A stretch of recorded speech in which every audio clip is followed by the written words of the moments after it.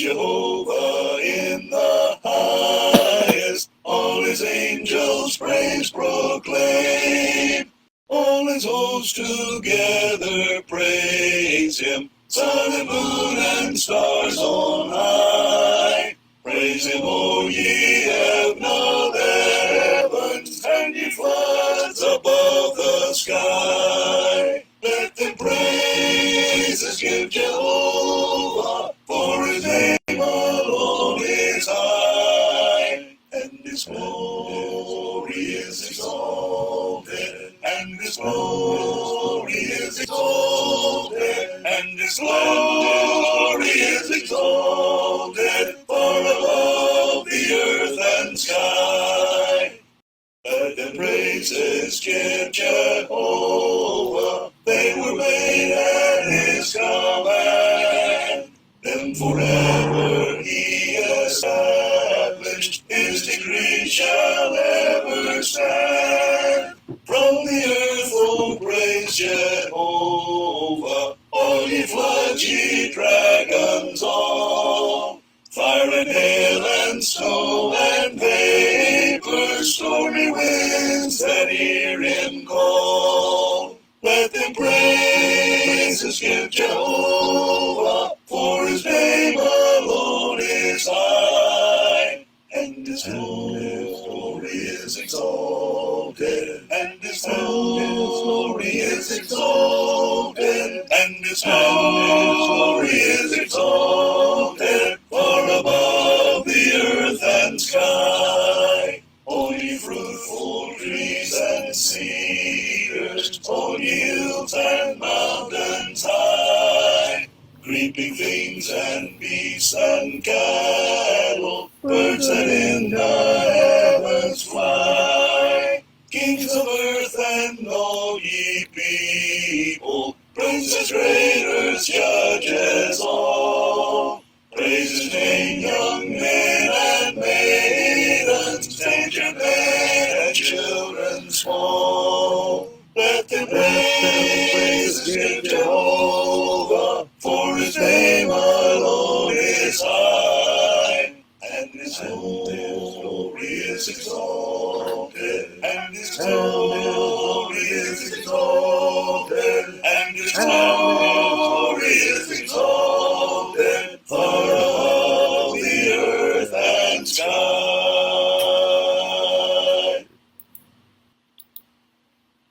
Magandang gabi mga kapatid. Tayo po ay muli ay nandito naman po sa ating pag-aaral sa Facebook Live. Ngayon po ang araw po ng Thursday o Webes, April 9, 2026. Ito po ay holiday dahil ito po yung dati tinatawag Fall of Bataan, kanya. So ito yung holiday na pinapaalala po ang pagtalikod o pag-surrender ng Bataan sa mga Hapon during the Second World War. So ito po isang holiday. Nalimutan ko po ito isang holiday. So magandang gabi sa inyong lahat, mga kapatid, mga kaibigan na nakikinig at nanonood po sa ating Facebook Live, sa ating po mga kakabsat, na imbang gabi, kada kayo amin kakabsat, sa ating mga kapatid, kaibigan sa may Pangasinan, Masanto sa Labi, EDGE kayo namin, dyan po sa Bicol Region, Diyos marahin na banggi sa Indugabos, sa mga taga Samar Leyte, maupay nga gabi, kabagtuan ko kang Kristo, sa ating mga kakabsat, maayong gabi sa inyong tanan na igsoon, sa aming lugar, may pabingi, kaya ko nga. So ating pong pag-aaral po sa gabing ito ay naiiba sapagkat ito ay kasaysayan po galing sa Old Testament. At yung naging bunga nitong kasaysayan na ito ay nagbigay ng isang parirala, phrase, pag kami naglalaban na hindi pantay. Halimbawa kung sa basketball, noon China versus Philippines, sabi nila David versus Goliath, na para bagay posibleng manalo ang Pilipinas laban sa China. O kaya lalaban ng Pilipinas ang Amerika sa basketball. David versus Goliath. Yung sabihin, yung isa ay mas mahina at yung isa ay mas malakas. Yung pong expression na yon ay galing po sa Old Testament. Once upon a time, may isang binata na hindi sundalo na ang pangalan po ay si David o David na nababan sa isang napakalaking Pilistino na ang pangalan po ay si Goliath. Kaya naging David versus Goliath. Yan po ang ating pag-aaralan po sa gabing ito at tingnan po natin ang mga maaari nating matutunan sa kasaysayan pong ito. Ito pong digmaan na ito ay nangyari po sa Valley of Elah. Nagkaroon po ng labanan sa pagitan ng Juda at ng mga Pilisteo. Ang kanila pong lugar na bakbakan ay naihiwalay sa isang maliit na ilog o creek. Yung makikita natin. At ang kampo ni Saul ay nasa Soko sa Juda. So, at yung mga Pilistino naman ay nasa Ephes Damim. So, sila nagkakatanawan. So, ibig sabihin sa kasaysayan na ito. At ating babasahin sa unang Samuel, 17 kabanata. Tandaan po natin, doon sa 15 kabanata, tinakwil ng Diyos si David at si Saul upang wag nang maghari sa bansang Israel dahil sa kanyang pagkakasala na hindi siya tumupad sa pinag-uutos ng Diyos. Nalipulin niya lahat ang mga taga-Melisita. Kaya dito po sa babasahin natin, tinipon ng mga Pilisteo ang kailang mga hukbo upang makipagdigma sila ay nagtipon sa Soko na sakop ng Huda at nagkampo sa pagitan ng Soko at Aseka sa Ephes Damim. Nagtipon-tipon sina Saul at ang mga Israelita at nagkampo sa libis ng Ela at tumanay sa pagkikidigma laban sa mga Pilisteo. Tumayo mga Filisteo sa isang dako sa bundok at tumayo naman ang Israel sa kabilang dako sa bundok na may isang libis sa pagitan nila, yun nga po yung creek. At lumabas mula sa kampo ng mga Filisteo ang isang pangunahing mandirigma ng pangalan ay Goliath na taga-Gath. Ng taas ay 6 na siko at isang dangkal. Pag sinabi natin 6 na siko, ito po ay 6 times 1.5. So, yun po at least ay 9 feet. Malaki po ito. Siya ay mayroong isang helmet na tanso sa kanyang ulo at siya ay may sandata na baluti sa katawan at ang bigat ng baluti ay 5,000 siklong tanso. So, napakabigat po ng kanyang baluti. Siya ay mayroong kasungotang tanso sa kanyang mga hita at isang sibat na tanso na nakasakbay sa kanyang mga balika. So, ito po ang larawan nitong tinatawag nilang si Goliath. Pagpatuloy po natin. Ang puluhan ng kanyang sibat ay gaya ng panghabi ng mga habi at ang dulo ng kanyang sibat ay may bigat na 60 rang siklong bakal. Ang kanyang tagadala ng kalasag ay nauna sa kanya. Sa tumayo at sumigaw sa makbo ng Israel, bakit kayo lumabas upang umanay sa pakikipaglaban? Hindi ba ako'y Filisteo at kayo mga lingkod ni Saul? Pumili kayo ng isang lalaki mula sa inyo at pababain ninyo siya sa akin. Kung siya'y makakalaban sa akin at mapatay ako, magiging alipin ninyo kami. Ngunit kung ako'y manalo laban sa kanya at mapatay ko siya, magiging alipin namin kayo at maglilingkod sa amin. At sinabi ng Filisteo, aking nahamon ang mahukbo ng Israel sa araw na ito. Harapin ninyo sa akin ng isang lalaki upang maglabang kami. Narinig ni Saul na at ang buong Israel namang salitang ito ng Filisteo, sila ay nanghina at sila ay natakot kanya. So, hindi po sila sumagot doon sa hamon ni Goliath, kundi sila po ay nanghina at lubang natakot. Yun lang po makikita natin. At sinabi ng mga Israelita, nakita na ba ninyong lalaking yan na umahon? Talagang umahon siya upang hamunin ng Israel. Ang lalaking makakapatay sa kanya ay bibigyan ng hari na malaking kayamanan at ibibigay sa kanyang anak na babae at magiging malaya sa Israel at sambahayan ng kanyang ama. Sinabi ni David sa mga lalaking nakatayo sa tabi niya, ano ang gagawin sa lalaking makakapatay sa Pilisteng ito at makapag-aalis ng kahiyang ito sa Israel? Sapagkat sino ba itong hindi tuling Pilisteo na kanyang aamunin ang mga hukbo ng Diyos na buhay? At ang taong bayan sumugot sa kanya sa ganitong paraan, gayon ang gagawin sa lalaking makakapatay sa kanya. Narinig ni Eliab na kanyang pinangabatandang kapatid nang siya'y magsalita sa mga lalaki.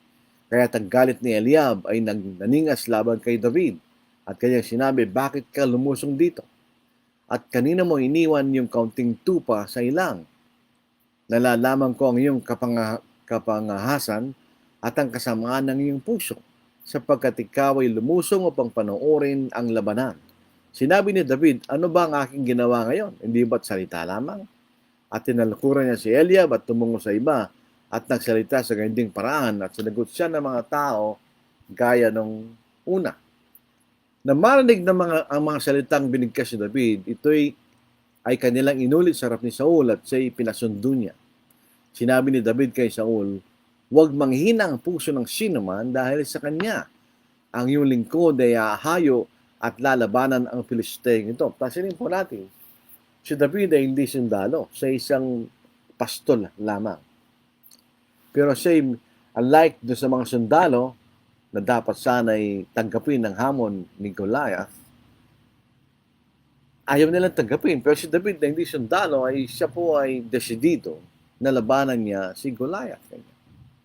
Kaya sabi niya, huwag manghinang puso ng sinuman dahil sa kanya, ang iyong lingkod ay hahayo at lalabanan ng Pilisteng ito. At sinabi ni Saul kay David, hindi mo kayang labanan ang Pilisteng ito sapagkat ikaw ay kabataan pa. At siya'y lalaking mandirigma mula pa sa kanyang pagkabata. In other words, sabi ni Saul, wala kang chance dahil ikaw ay kabataan, wala kang kasanayan sa pagdirigma. Itong kalaban mo kanya ay magdirigma mula pa sa kanyang pagkabata. Ngunit sinabi ni David kay Saul, ang iyong lingkod ay nag-aalaga ng mga tupa para sa kanyang ama. Kapag may dumating na leon o kaya oso at kinukuha ang isang kordero sa kawan, ay nahabol ko siya at aking pinapatay. At aking nililigtas ang kordero mula sa kanyang bibig. Kapag dinalungan ko ay aking inahawakan sa panga, aking sinasaktan at pinapatay. Nakapatay yung lingkod ng mga leon at mga oso, at ang Philistine ito na hindi tuli ay magiging isa sa kanila. Yamang kanyang inahamon ang makbo ng Diyos na buhay. Sabi, para kay David, sa insulto na hamonin ng isang Philistine na hindi tuli, akbo ng Diyos na buhay. At sinabi ni David, ang Panginoon na nagligtas sa akin sa mga puko ng leon at ng oso, ay siya magliligtas sa akin sa kamay ng Pilisteng ito. At sinabi ni Saul kay David, humayo ka at samahan ka ng Panginoon. Ipinasuot ni Saul kay David ang kanyang mga kasuotan, kanyang inilagay isang helmet at tanso sa kanyang ulo, at kanyang sinuotan siya ng metal na saplot sa katawan. Ibinikis ni David ang tabak sa kanyang kasuotan at hindi niya magawang makalakad sapagkat hindi siya sanay sa mga ito. Kaya sinabi ni David kay Saul, hindi ako makakalakad na dala ang mga ito sapagkat hindi ako sanay sa mga ito. At tinubad ni David ang mga iyon, pagkatapos hinawakan niya ang kanyang tungkod sa kanyang kamay at pumili siya ng 5 makikinis na bato mula sa sapa at sisinilid sa supot na pampastol na kanyang dala. Hawak niyang tirador sa kanyang kamay at siya lumapit sa Pilisteo. So, ang sandata po ni David ay tirador at 5 makikinis na bato. Yun ang sandata niya. Dumating ang Pilisteo at lumapit kay David na kasama ang lalaking tagadala ng kanyang kalasag na nasa hunahan niya. Nang tumingin ang Pilisteo at makita si David ay kanyang hinamak siya sapagkat siya'y kabataan pa, mapula ang pisngi at may magandang mukha. Sinabi ni Filisteo kay David, ako ba ay aso na ikaw ilalapit sa akin na may mga tungkod? Papaluin mo ako kanya na parang aso? At nilait ng Filisteo si David sa pamamagitan ng kanyang mga Diyos. At sinabi ng Filisteo kay David, halika at ibibigay ko ang iyong laman sa mga ibon, sa ipapawid at sa mga hayop sa para. Pagkatapos sa sinabi ni David sa Filisteo, lumalapit ka sa akin na may tabak, may maliliit at malaking sibat, ngunit ako'y lumalapit sa iyo sa pangalan ng Panginoon na mukbo ang Diyos ng mga hukbo ng Israel na inyong inahamon ganyan. So in other words, si David, siya po yung maasa sa pananampalataya sa Diyos.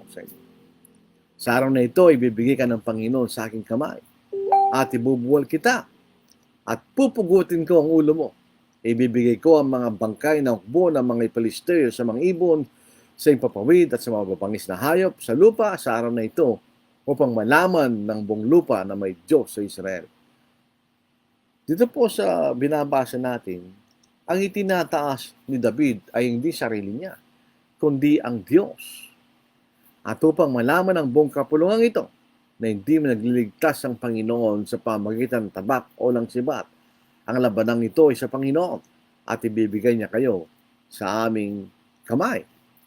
Nang tumayo ang Pilisteo at lumapit upang salubungin si David ay mabilis na tumakbo sa hanin ng labanan upang sagupangin ng Pilisteo. Ipinasok ni David ang kanyang kamay sa kanyang supot at kumuha roon ng isang bato at titirador. Tinamaan ang Pilisteo sa kanyang noo at ang bato'y bumaon sa kanyang noo at pasubsob siyang bumagsak sa lupa. Kaya't nagwagi si David laban sa Pilisteo sa pamamagitan ng tirador at ng isang bato. Ibinuwal ang Pilisteo at kanyang pinatay siya. Walang tabak sa kamay ni David. Kaya tumakbo si David at tumayo sa ibabaw ng Pilisteo. Kinuha niya ang tabak nito at binunot sa taluban. Kanyang pinatay siya at pinugot ang kanyang ulo. Nang makita ng mga Pilisteo ng kailang pangunay mandirigma ay patay na, sila'y tumakas.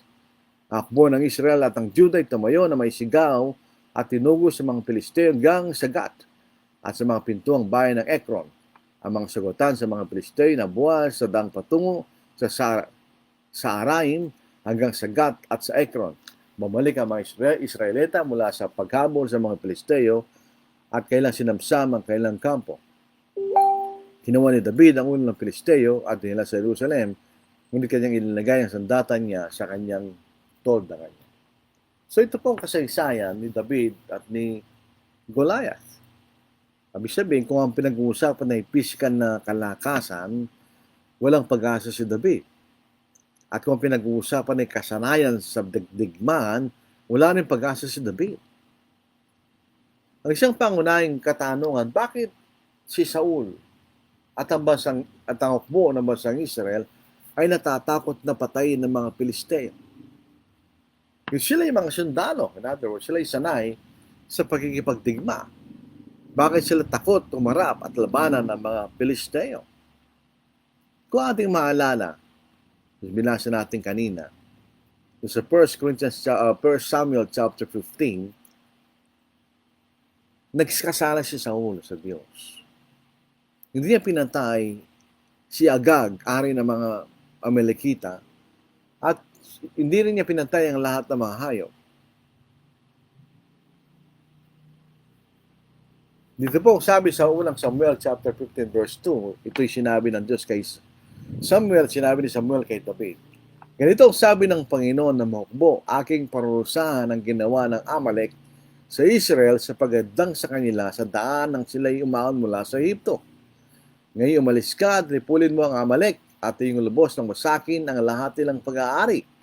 Huwag ka magtitira sa kaila kundi patayin mo ang lalaki at babae, sanggol at sumususo, baka, tupa, kamelyo, tasno. Tapos patayin mo silang lahat. Ano mang may kaugnayan sa mga Amalekita, patayin mo silang lahat. Yun ang utos ng Diyos kay Saul. Pero si Saul, meron siyang tinira. In other words, hindi niya pinatay lahat. Ayon sa utos ng Panginoon. Ngunit tinira ni Saul at ang taong bayan, si Agag, at ang pinakamabuti sa mga tupa, mga baka, mga pinataba, mga kordeno, at lahat ng mahalaga, at hindi nila ganap na pinuksa ang mga ito. Lahat ng bagay na hamak at walang halaga ay ganap nilang winasa.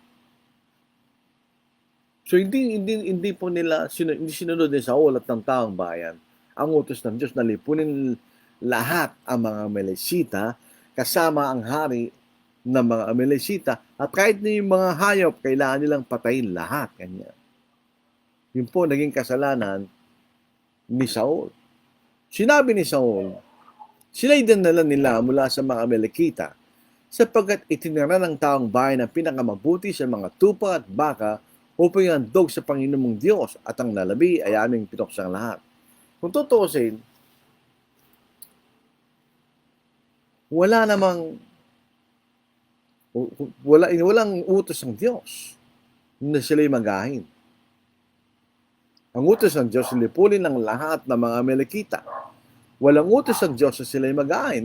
May pagkakataon na may utos ng Diyos tungkol sa pag-aahin, pero hindi sa pagkakataon na ito. Kaya lang, mayroon silang itinira at ang purpose nila ay iaahin sa Diyos. Hindi masama ang kailan na yun. Pero ang masama, hindi sila sumunod sa kalooban ng Diyos. Kuminsan ito po ang kaisipan ng ibang mga kapatid. Wala namang masama kanya. Walang masama kanila. Walang masama. Ang masama, hindi ito ang pinag-uutos ng Diyos. Kaya nga po dito nagkasala si Haring Saul. Ngunit ang taong bayan sa verse 21, ngunit ang taong bayan ay kumuha mula sa mga samsam, sa mga tupat baka, ng pinakamabuti sa mga tinalagang bagay upang ihendog sa Panginoon mong Diyos sa Gilgal. Ang gandang layon nila, ayahin nila sa Gilgal. Pero nagkasala sila sa Diyos. Sapagkat hindi sila sumunod sa kalooban ng Diyos. Napatayin lahat ang mga taga-Amalekita. Ang hindi pagsunod sa kalooban ng Diyos ay paghihimagsik o paglaban sa Diyos. Ito ang sabi ni Saul o ni Samuel kay Saul sa 1 Samuel chapter 15 verse 23. Sapagkat ang paghihimagsik ay gaya ng kasalanan ng pagkukulang at ang katigasan ng ulo ay gaya ng katampalasanan at pagsamba sa mga Diyos-Diyosa. Sapagkat itinakwil mo ang salita ng Panginoon, itinakwil ka rin niya sa pagiging hari. So in other words, nung sila po yung lumaban sa mga Pilisteo, si David o si Saul ay tinakwil na ng Diyos. At ang espiritu ay wala na kay Saul. So hindi na siya kinikilala ng Diyos bilang hari.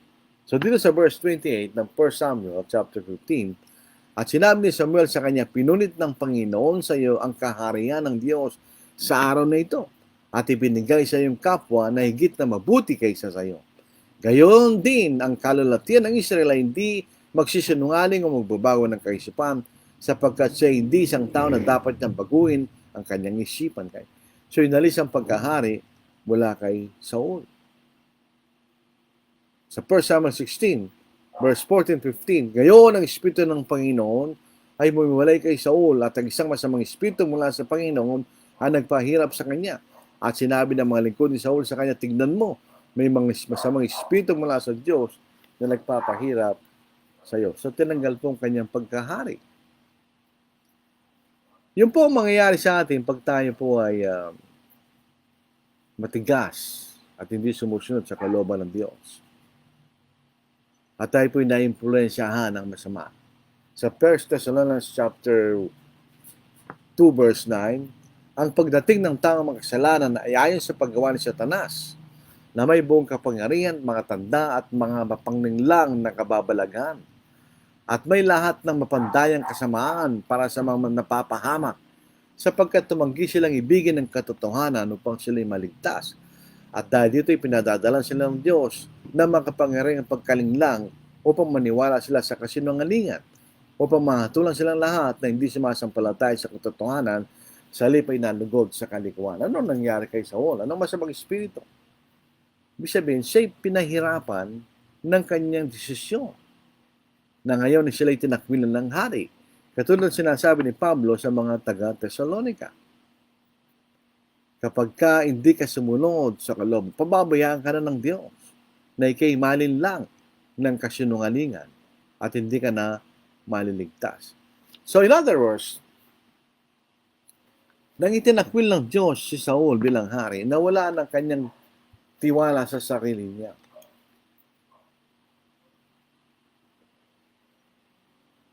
Saul no longer had the confidence to lead his army and his men see that. So nawala ng confidence o tiwala sa sarili ni Saul. Dati tinanggihan na siya ng Diyos bilang hari at nakikita ng kanyang mga sundalo yon. Kaya pare-pareho silang alinlangan na lumaban sa mga taga-Pilisteo. Sibinari, wala nang katapangan kay Saul. Dahil alam niya na siya tinakwil na ng Diyos. Yung binasa natin kanina at sinabi ni Samuel sa kanya, pinulit ng Panginoon sa iyo ang kaharian ng Israel sa araw na ito at ibinigay sa iyong kapwa na higit na mabuti kaysa sa iyo. Later, malalaman natin yung po siya Haring David. Kaya humiwalay na ang Espiritu ng Panginoon kay Saul. Kaya wala na siyang tiwala sa kanyang sarili at lumaban sa mga Filisteo. Sa 1 Samuel 17, nagtipon-tipon sina Saul at ang mga Israelita sa verse 2 at nagkampos sa libis ng Ela at umanay sa pagkikidigma laban sa mga Filisteo. Sa verse 10, at sinabi ng Filisteo, aking inahamon na makbo ng Israel sa araw na ito. Paharapin ninyo sa akin ang isang lalaki upang maglaban kami. Namanin ni Saul at ng buong Israel ang mga salitang ito ng Filisteo, sila nanghina at lubang natakot. Wala lang confidence sa Saul upang kanyang pangunahan ng kanyang hukbo. Kaya lahat sila ay pawon ng hina at lubang natakot. Without God, Saul was powerless. Dahil wala lang Diyos sa kanya, tinatanagunan siya ng Diyos, mga kapatid. At ang pinili ng Diyos na kapalit niya ay si Haring David. Maaaring hindi pa naunawaan David yun dahil siya bata. Dito sa 1 Samuel 16 verse 1, sinabi ni Samuel kay Jesse, ang ama ni David, narito bang lahat ang inyong mga anak? At kanyang sinabi na titira pang bunso. Ngunit siya nag-aalaga ng mga tupa. At sinabi ni Samuel kay Jesse, ipasundo mo siya sapagkat hindi tayo upo hanggang sa siya'y dumating dito. Siya'y nagpasugo at sinundon siya roon. Siya'y may mapulpulang pisngi, magagandang mata at makisig. At sinabi ng Panginoon, tumindig ka, buhusan mo siya ng langis sapagkat siya na nga. Kaya kinuha si ni Samuel ang sungay ng langis at binuhusan siya sa gitna ng kanyang mga kapatid. At ang Espiritu ng Panginoon ay dumating na may kapangyarihan kay David mula sa araw na yon at tumindig si Samuel at pumunta sa Rama. So si David ang naging hari. Ang katanungan, bakit po sa gitna ng kanyang pagiging bata at walang karanasan sa pagkikidigma, bakit hindi takot si David? Kung tayo po ay nandun sa ganung kalagayan, sigurado matatakot ka.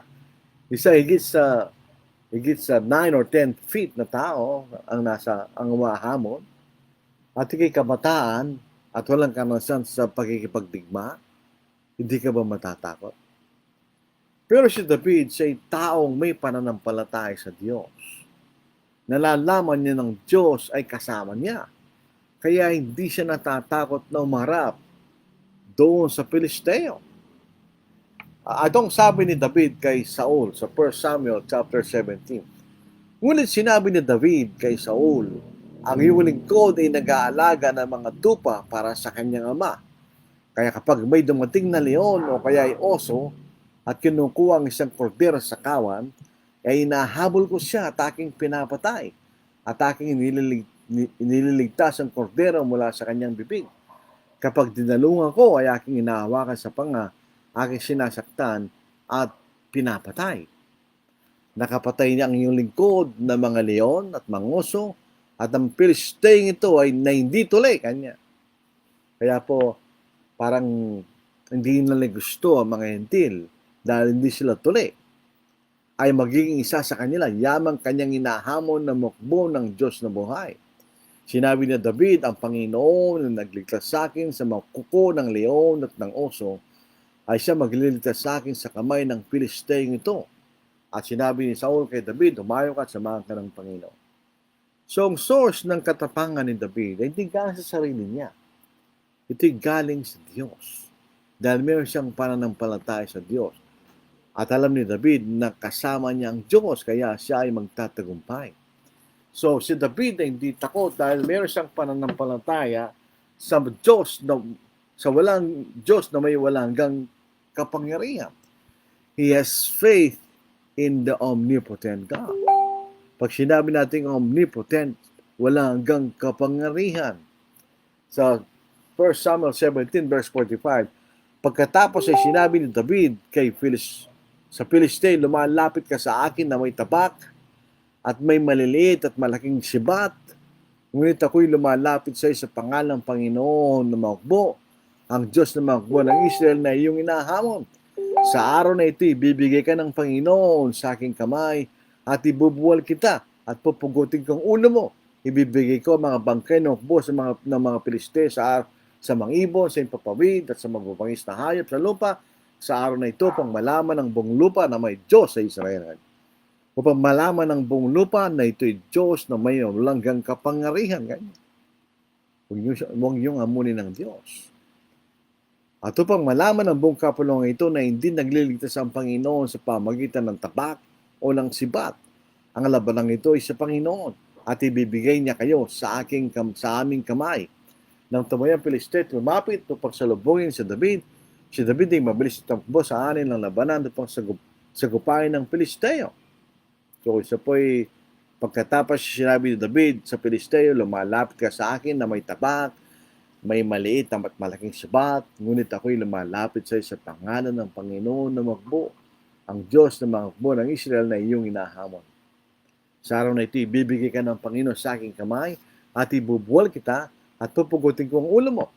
Ibibigay ko ang mga bangkay ng hukbo ng mga Piliste sa mga ibon, sa impapawid at sa mababangis na hayop sa lupa. Sa araw na ito, pang malaman na may sa lupa na may Diyos sa Israel. At upang malaman ng buong kapulungan ito na hindi nagliligtas ang Diyos sa pamagitan ng tabak at sibat, etc. Kaya siya'y nagwagi dahil siya'y may pananampalataya sa Diyos. Pansinin natin, ito'y digmaan, pero hindi siya gumamit ng mga sandatang pandigma. He did not use conventional weapons ng digmaan. Ay nabasa natin kanina, pinasuot ni Saul kay David ang kasuotan ng isang sundalo ng Juda, pero hindi siya sanay kanya, inubat rin niya yung mga ito dahil napakabigat at di siya makalakad. Si David was an expert in the weapons he used. Siya po bihasa doon sa ginamit niyang sandata laban kay Goliath. Hindi po sandatang pandigma. Ginamit niya ang weapon na siya ay magaling doon. Hindi doon sa mga gamit ng tunay na mga sundalo. At siya po ay pinagalitan ng kanyang mga kapatid at ng ibang mga tao tulad ng binasa natin kanina. Ba't andito ka kanya? Anong ginagawa mo rito kanya?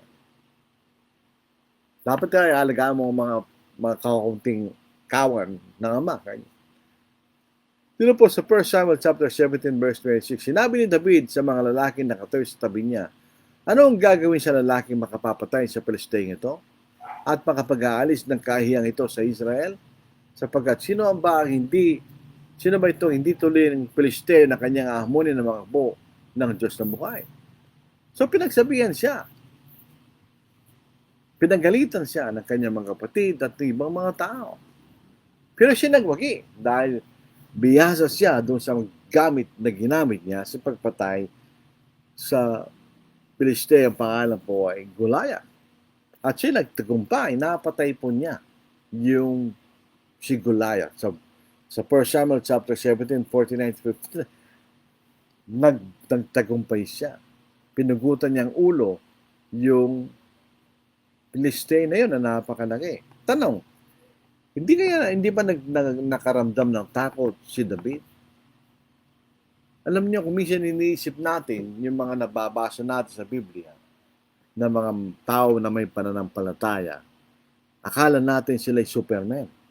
Sila'y taong katulad natin na natatakot din sa mga bagay na dapat kang matakot.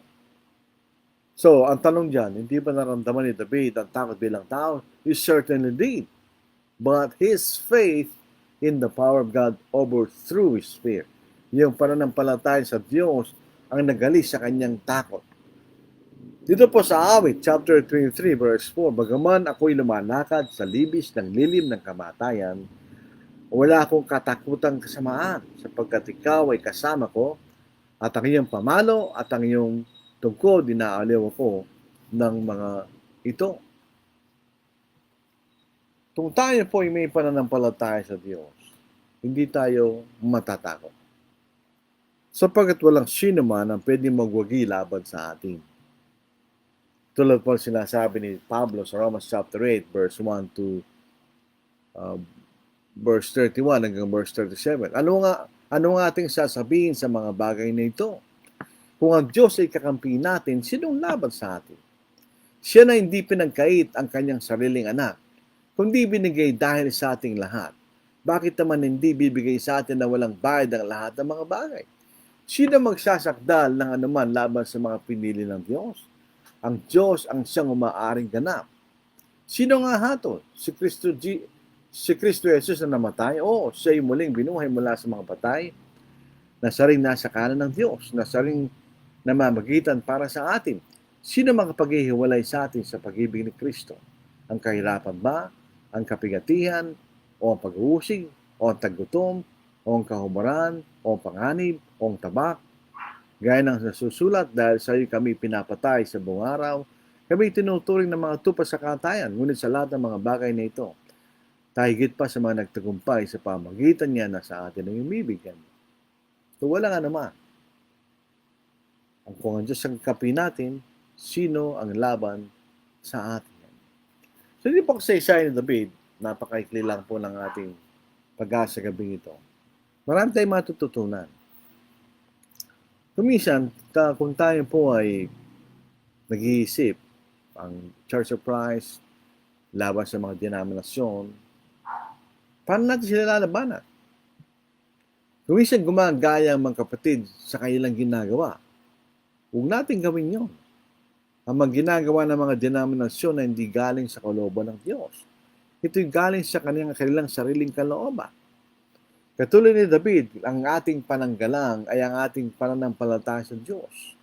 Ang ating pananggalang ay ang katotohanan na galing sa Diyos. Kailangan tayo maging expert sa salita ng Diyos. At hindi sa paraan na ginagawa ng mga denominasyon. Gumagaya tayo. Kapag gumagaya ka, hindi ka magtatagumpay. Dahil hindi mo lubos ang naunawaan ang ginagaya mo.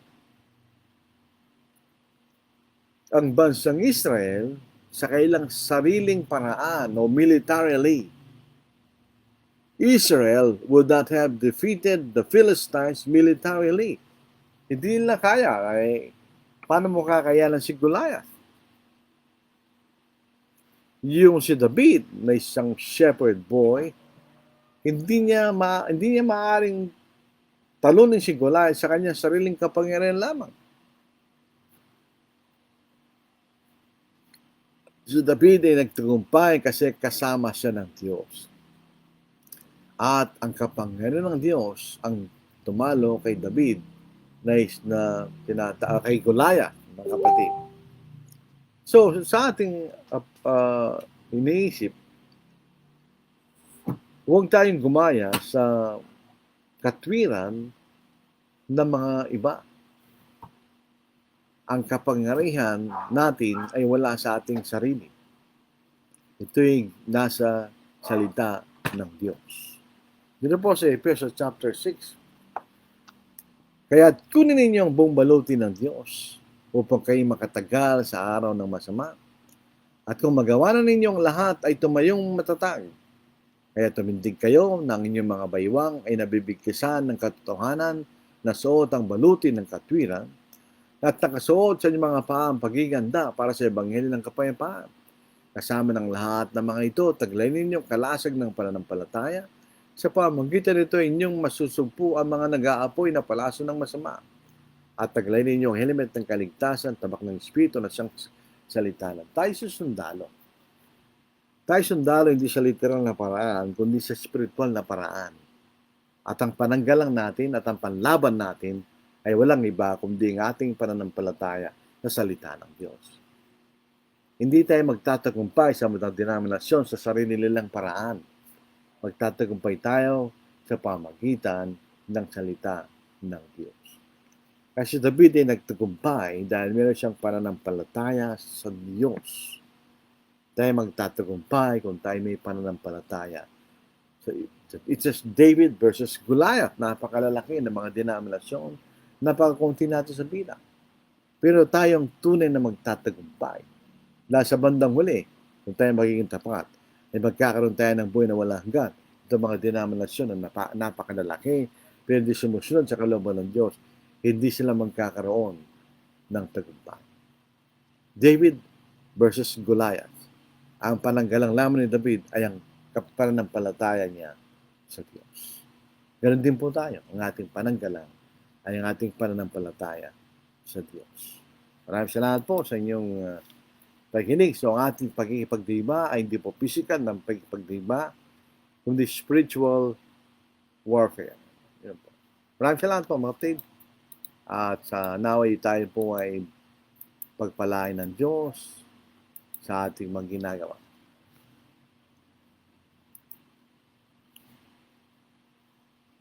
Tingnan po natin ang mga Ginial Len, good evening. Aljan Acampo, good evening po. Agosto 12, good evening po sa lahat. Maison, Rafael Ortiz, good evening po. Lorna Mariano Deirit, hello po, Brother Lordy, good evening po. Florentino Gabaon Garidan, good evening po, Brother Lordy. Magandang gabi sa lahat na nakikinig at sa mga nanonood. Randy Calilong Shenis, Maya Pabing Kapatad, yun lang po ang bumati. Si Agosto 12, pangutana, tanong lang po, kung meron pang Philistines sa ngayon, wala na. Yung sa Gaza, yung po ay mga Arabo. Yung Gaza Strip, Arabo po yun. Yung mga kalaban ng bansang Israel ngayon ay mga Arabo.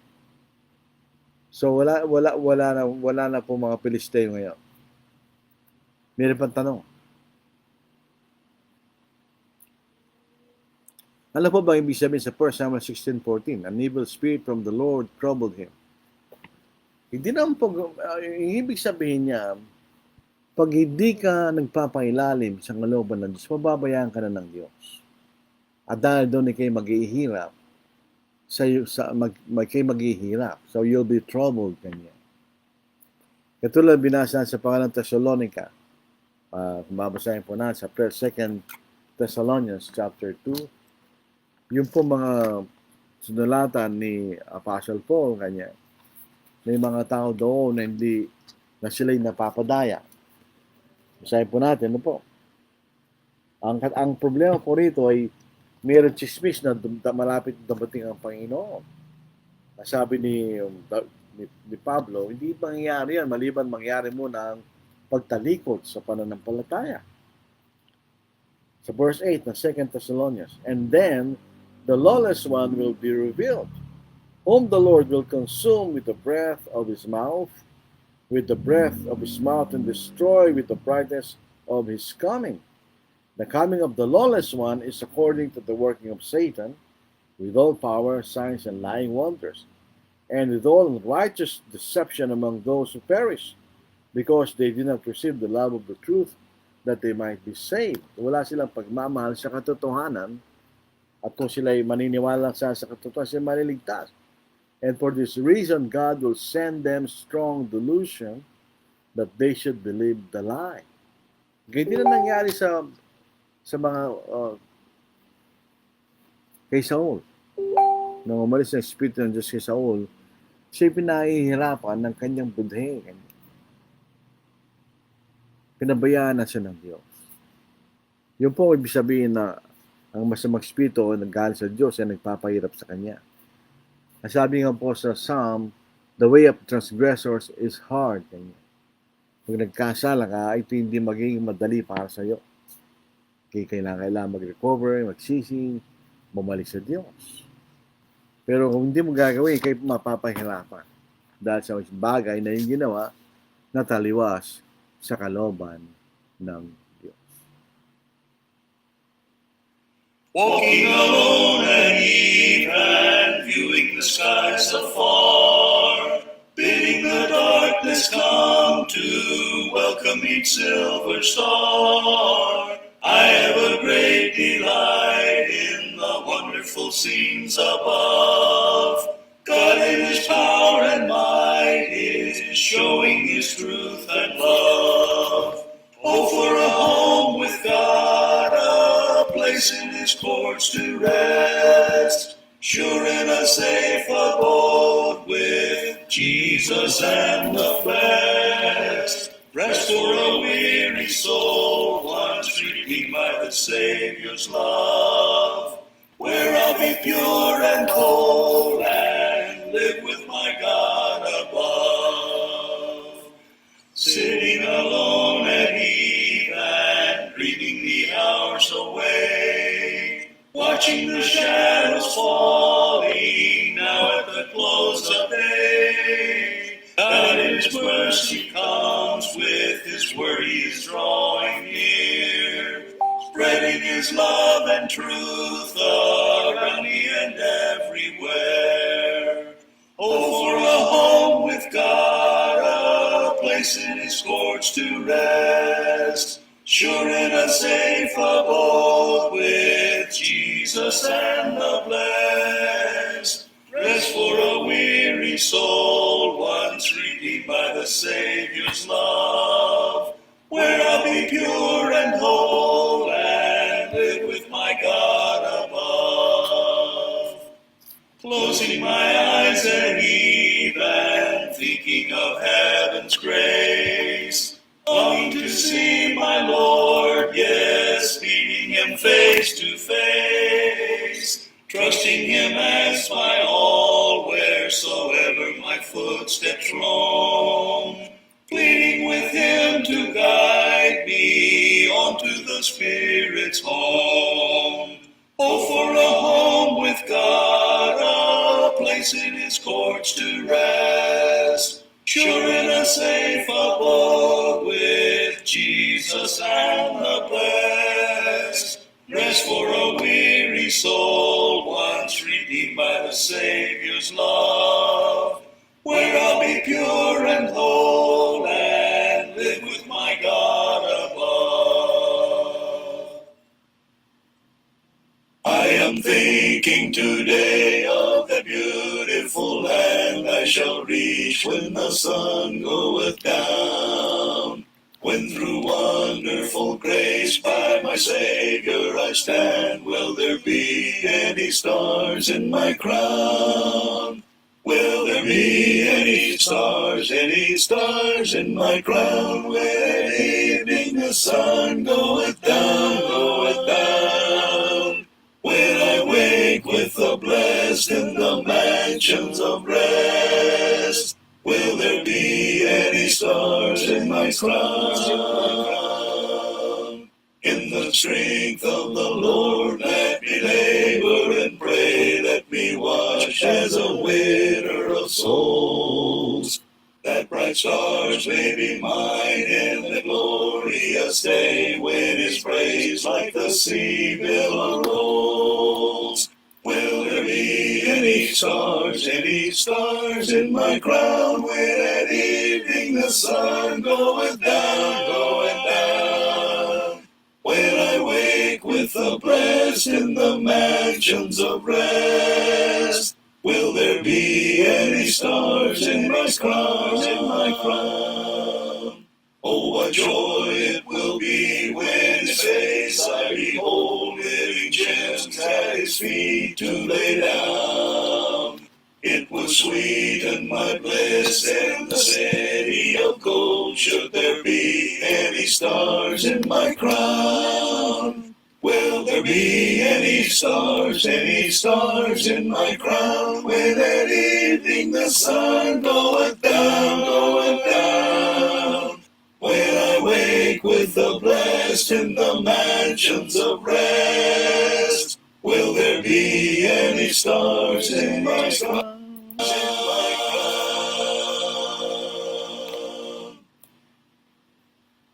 Magandang gabi mga kapatid. Gawa po ng ating 10 araw na pangangaral. Kasama ko po si Brother John Bautista. Di po tayo magkakaroon ng Facebook Live mula April 13 hanggang April 23. Ano po? So ang ating magiging Facebook Live, titingnan ko lang po ano po. Sa buwan ng Abril, ay dito na po sa Lord willing sa April 27, yung po sa linggo ng April 26, doon po tayo mag-resume ng ating Facebook Live, mga kapatid. Sa araw po na tayo ay mangangaral kasama si Brother Jim Bautista sa ibang lugar. So yun po, makita natin. Okay, so tayo po ay mananalangin. Banal, muli kami po ay magsusumamo at naninikluhod sa inyo, Diyos, na kami ay inyong patnubayan sa pamagitan ng salita. Sana kami po ay huwag na kaming iwanan at lagi po kami sanang lumalakad sa inyong salita. Nalalaman po namin na ang iyong salita ang susi ng aming kaligtasan. At kung kami po ay mananatili sa mga salitang ito, ay kami po ay mapupunta sa magandang kalagayan, hindi lamang po sa walang hanggan, kundi rin po sa kasalukuyang panahon. Ama, kami po ay lumalakad at nakapaligid sa isang sanglibutang mga kasalanan, punong-puno ng mga tukso, ng haka ng mga tao. Kami napapaligiran ng mga masasamang tao, Diyos. Ingatan po niyo kami na sana kami ay malabanan po namin ng mga masamang bagay nito at maging tapat kami sa inyo, Diyos. Katulad po ni Haring David, nung siya magkasana laban kay Uriah, siya nagsusumamo sa Diyos na dahil sa siya nakapaligid sa kasalanan, ay siya po ay nagkasana laban sa Diyos. Patawarin po niyo kami, O Diyos, sa mga pagkakataon na kami nagkakasana. Alisin po ninyo sa amin ang kataasan ng aming mga kalooban at ang pagnanasang proteksyonan namin ng aming kahihiyan. Subalit wala na higit pang kahihiyan, O Diyos, kapag kami nabulok sa walanggang kaparusahan sa impyerno. Ama, ang kagustuhan po namin kami maligtas at makasama ka namin sa walanggan sa isang tunay na tahanan na inyinda sa amin sa langit.